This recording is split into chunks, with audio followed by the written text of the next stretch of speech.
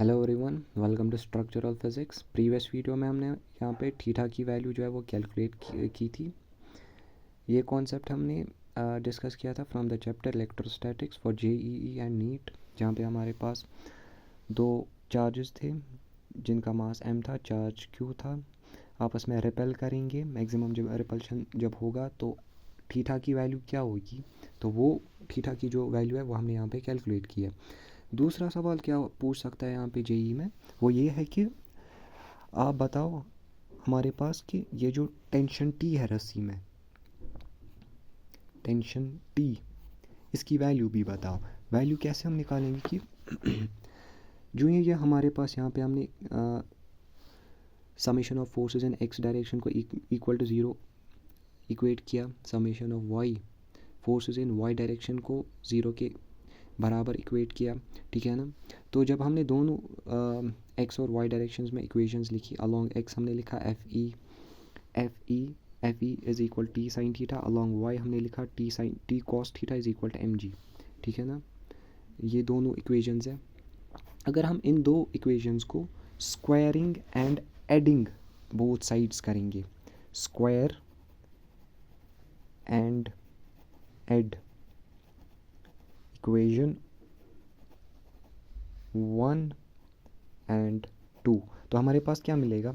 दो इक्वेशंस है हमारे पास, T sine theta is equal to electrostatic force, that is equation 1।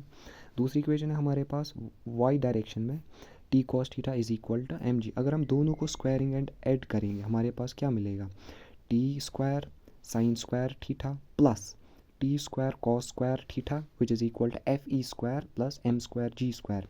अगर हम यहाँ पे टी स्क्वायर को कॉमन निकालेंगे, ये वाला स्टेप मैं दिखाऊंगा यहाँ पे, टी स्क्वायर को हम यहाँ पे कॉमन निकालेंगे, ठीक है ना। अंदर क्या बचेगा, sine square theta plus cos square theta which is equal to f e square plus m g का होल स्क्वायर, ठीक है ना।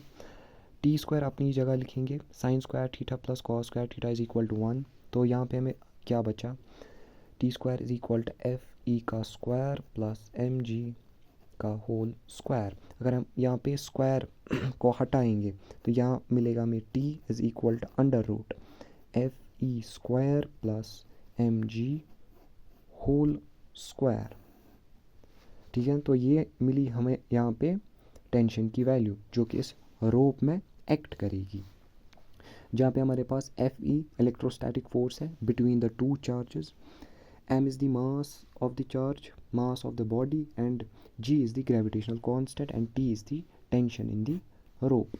तो ये दो जो है इम्पॉर्टेंट कॉन्सेप्ट्स हैं, एक तो है थीटा की वैल्यू, दूसरा है हमारे पास टेंशन की वैल्यू। ये दो जो है मोस्ट फ्रीक्वेंटली आपके जेई नीट के एग्ज़ाम में पूछे जाते हैं। Thank you so much.